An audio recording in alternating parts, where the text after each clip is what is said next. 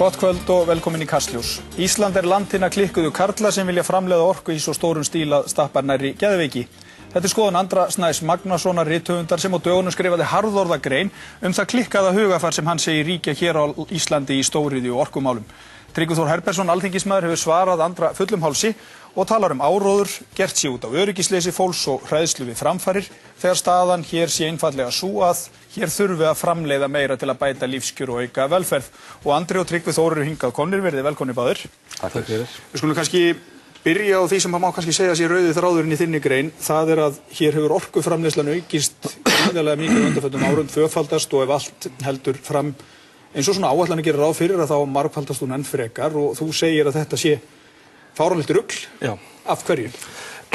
Já, það sáu það allir þegar ég sett bara það að tvöfalda orkuframleiðslu þjóðar og eins og gerðist með Kárahnjúkavirkjun hér og kom eiginlega öllu í ójafnvægi í efnahagslífinu og hrikti í öllu sem að þarna við vitum síðan hvernig fór í rauninni fáheyrt bara meðal nokkra nágrannaríkja okkar og það að taka það síðan og tvöfalda aftur á skala sem að bara algjörlega fáheyrður og risavaxinn og ef við myndum alltaf gera það af því þessar áætlanir liggja ennþá fyrir síðan 2007 eða 6 eða 2 þessar áætlanir liggja ennþá fyrir ef við ætluðum að gera það þá væri það skuldir upp á hvern Íslending upp á svona 2 milljónir en síðan hins vegar að þá þetta heldur ekki hægt sem sagt miðað við þær áætlanir sem liggja fyrir.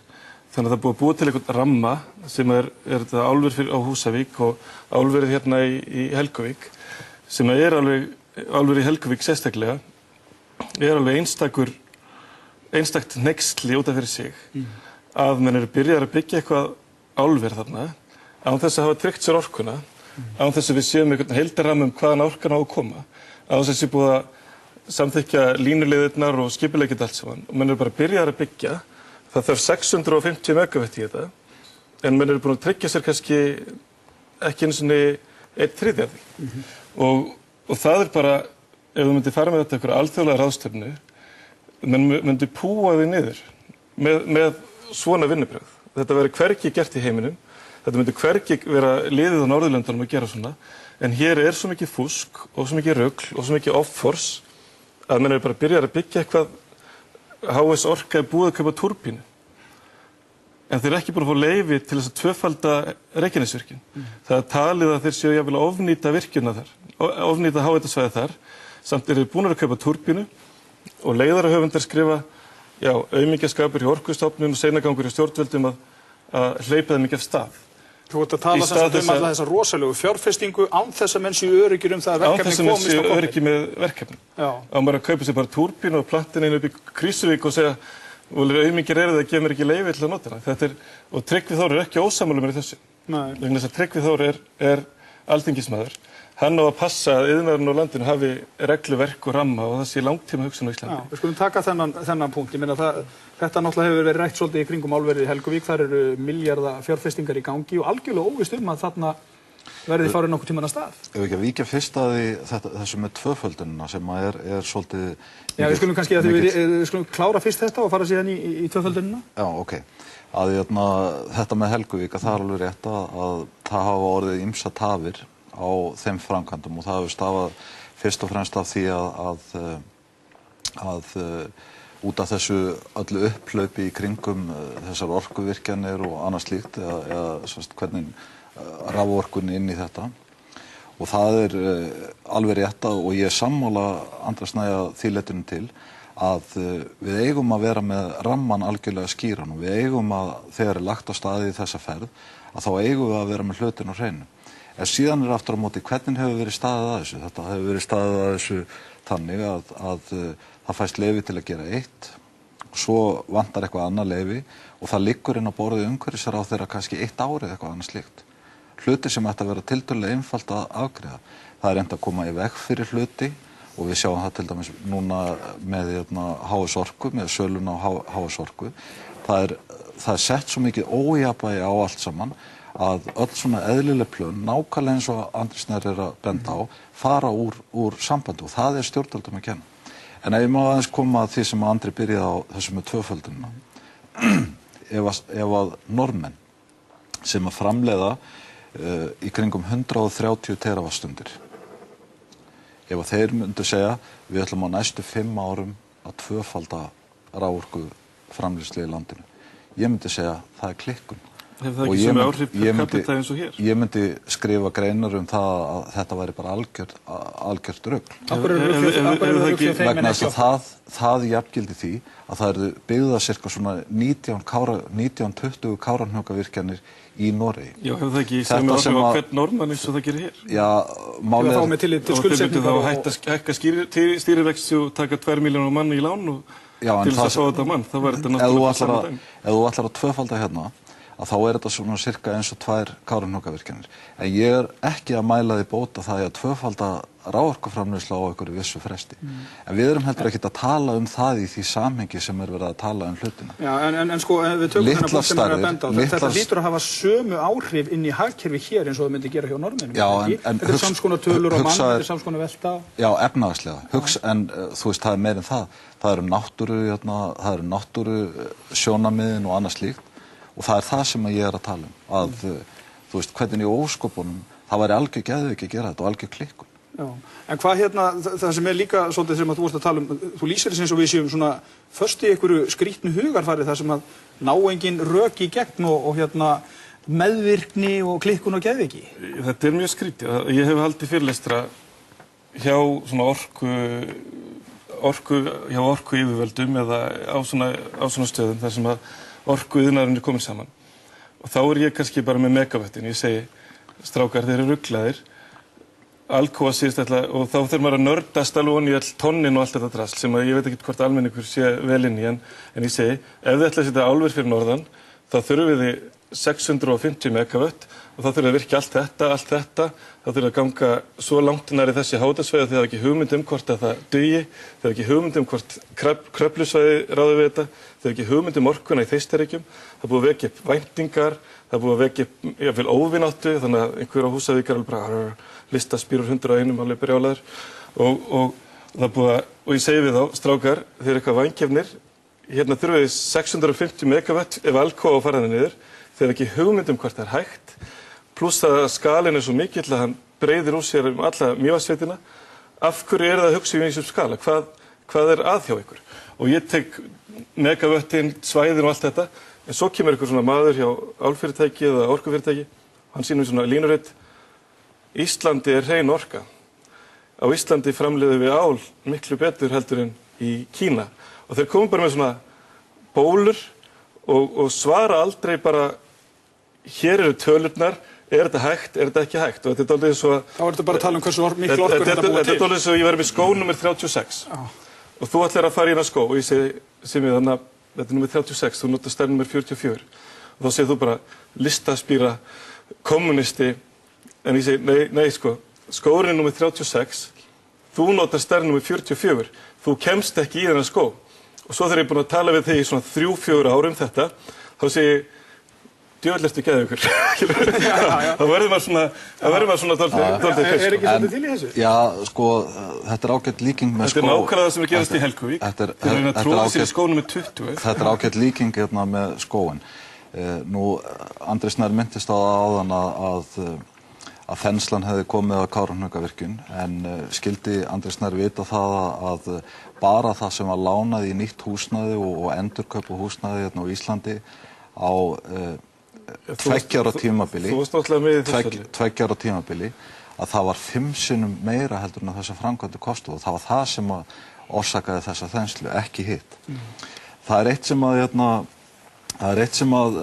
mig langar aðeins til þess að koma inn á þessi málflutningur, sko Andri Snær frábær rithöfundur og hann orðhagur og það er gaman að hlusta á. Mér finnst þá og ég hlýt að mig að eiga þá skoðun. Og hann góður rithöfundur allt svoleiðis. En hvað hann að segja? Hvaða hugmyndafræði þetta sem hann að segja? Það sem hann að segja það að hann á móti framförum.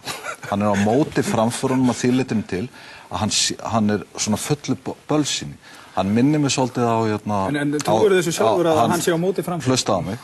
hann svolítið svona eins og Schopenhauer. Þegar Schopenhauer var að ganga út í skógi og sá mannin hanga úr trénu sem hafði hengt sig þar og þá sagði Schopenhauer það vildi ég að öll tré bæru svo fagran ávöxt. Og það svolítið svoleiðis attitút þegar það kemur að því að tala yfirvæðing og annað slíkt. Það algjörlega ljóst að ef við ætlum að auka lífskjörin á Íslandi að þá þurfum við að framleiða. En ég alveg sammála Andrasnæði því að við höfum ekki að búa til verksmiðjur sem að framleiða 17.000 gigawattstundir þú veist á næstu 2 árum eða eitthvað svoleiðis. Við höfum að gera þetta skynsamlega. Þú kemur inn á þetta í greininni að þér finnst eins og þið séuð oft afgreitt einhvern veginn svona. Jú, á móti framförum. Ég fer ofan í tölurnar. Ég segi, þú kemst ekki í skó númer 36, Tryggvi. Þú passar ekki í skóinn. Skilja, þú verður að finna eitthvað fót sem númer 36 til að setja í skóinn ef þið langar til að nota þennan skó. Já. En svo ertu byrjað að tróða þér í skóinn og það sem ég hræddur að þegar þú ert búin að tróða þér í skóinn, þá skórinn ónundur, þá segir bara, það var fullt. Já, en þá má ekki á móti segja... Og það að gerast hérna með háhitasvæðin okkar.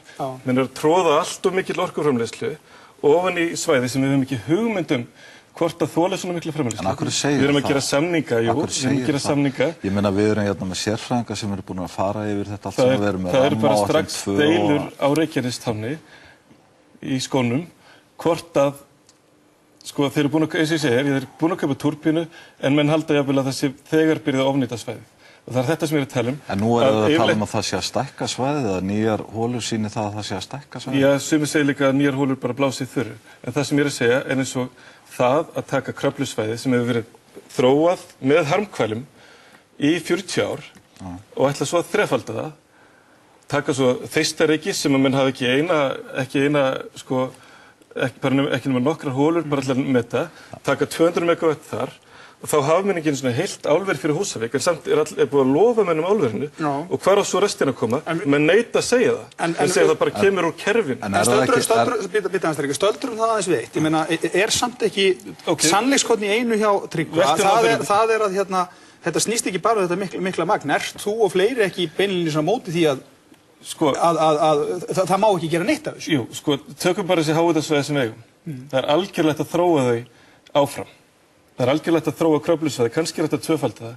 60 megawatt er alveg heill hellingur ef þeir tvöfalda á næstu 10 árum. Fullt af vinnu, fullt að gera. Örugglega að selja það mjög dýrt einhverjum. Það er alveg örugglega hægt. Og það er alveg örugglega hægt að ná betri nýtingu út úr helliseiðinni. Og það er líka hægt að taka þessa orku sem við erum búin að virkja nú þegar, sem er 5 sinnum meira heldur en þjóðin notar. Og það er hægt að mynda samkeppni þá orku. Vegna þess að hún er keypt mjög ódýru verði. Og ég held að það sé ekki rétt þegar Tryggvi sem þú segir í greinin að eigið fé Landsvirkjun sé 200 milljarðar. Það er bara ársreikningunum. Og að virði fyrirtæki sé líklega tvöfalt meira. Reykjavíkurborg seldi helminginn af Landsvirkjun fyrir 2 árum síðan á 30 milljarða. Var eitthvað hlundfærin í því? Þetta er bara ársreikningunum. Það stendur bara í ársreikningunum og það er ekkert flókið. En að segja að móti framförum, þetta er bara fáránlegt. Þú verður að kafa hann í þessar skýrslur, vegna þess að þá sérðu bara sama og ég. Málið er að Andri Snæra, það sem þú ert að gera hérna, að þú ert svolítið að velja það sem að sjónarhól sem að áhorfendur líkar. Þú vilt ekki tala aðra hluti sem þú hefur verið að tala um. Og það er að nálgast þetta út frá antikapitalisma, að þetta séu ljót fyrirtæki, þau framleiði hergögn og þau séu að nálgast hlutina með því að brjóta mannréttindi og annað slíkt. Það breytir ekki þeirri staðreynd að þið komast ekki á í skóinn. En ef við viljum tala um það, þá er það rétt að norski olíusjóðurinn, hann vill ekki fjárfesta í Rio Tinto.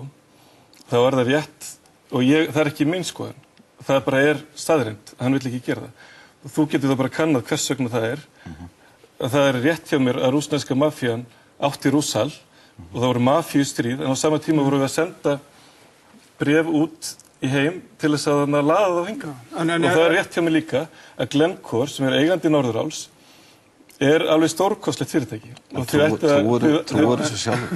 ættuð að fletta upp Glencore og þetta er... Ég get farið á netu og fundið út að þú sért þetta morðingi eða eitthvað. Þetta er bara það sem að ég er búin að hitta svo margar blaðamenn. Ég er búin að hitta blaðamenn frá risastórum blaðamenn. Við skulum aðeins þú ert semst að segja að hann gangi of langt í því að setja ykkur á móralska mælistiku á þau fyrirtæki sem við viljum laða hingað að? Ég að segja það ekki fínt að sína móralska afstöðu í því og vilja sömu og svo það annars sem það verður allt saman að vera byggt það verður allt saman að vera byggt á einhverjum raunhæfum forsendum og einhverju sem eitthvað vitir í. Að þú veist, það ekki hægt að kalla mig óðan, þú veist, og það ekki hægt að segja að allir séu klikkaðir og eitthvað svolítið. Þú kallar það kálhaus? Já, reyndar ger ég það ekki. Vegna þess að það sem ég segi álhausar eins og ég skilji ekki svona kálhausar. Sko, þú segir ég búið til gull og skýr. Ég er náttúrulega bjóstalur, ég er ekkert hörundsár út á að vera kallaður kálhaus. Nei, mér finnst betra að alkymistinn. Mér finnst betra að setja alkymistinn. Þú náttúrulega vannst í umhverfi sem var miklu betra heldur en að búa til gull og skít. Þú bjóst til sko núvirtir væntingar afleiður á viðskiptavild og gýrar það einhvern veginn í eigið fyrir, ég veit ekki. Ég kannast ekki það. En það sem að ég er bara að segja er að síðan þegar mann segja að það verður ykkur að standa undir okkur og svo þegar maður skoðar hvaða risastóra stoða á að standa undir okkur, þá er þetta fólk sem eru ekkert reynst fólki út í heiminn eitt sérlega vel.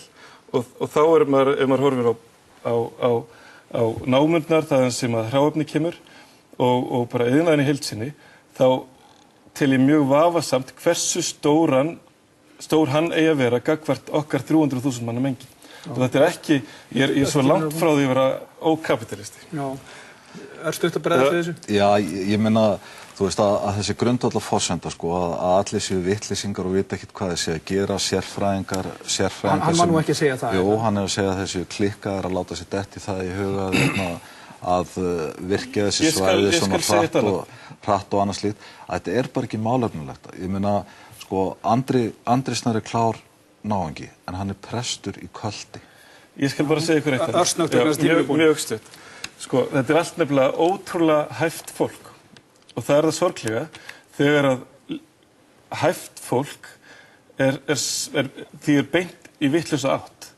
Þegar að eins og bara bankaheimurinn hafa beint öllu þessu hæfa góða fólki fram að brúninni út af bara lélegu regluverk. Finnst þér ekkert oflægt að segja að þú getur beint fólkin í rétt átt en ég held að við sem þjóð getum búið til ramma utan okkar orkukerfi sem getur verið mjög fallegur. En það sem ég er að segja er að leifarnar af þessu lélega sem hefur verið síðustu ár liggja ennþá fyrir og það er ávísun á gríðarlegt fólk. Akkur sérðu þá svona gott fyrirtæki eins og Landsvirkjun? Akkur sérðu þá svona gott fyrirtæki eins og Landsvirkjun? Já, við komumst ekki lengra með þetta. Við getum haldið áfram að tala um þetta vafalítið í allt kvöld. Þú ætti að bjóða okkur í sjómann. Ég skal bjóða okkur heila kvöldstund einhvern veginn. Takk fyrir að koma, Andri og Tryggvi Þór. Takk sem við.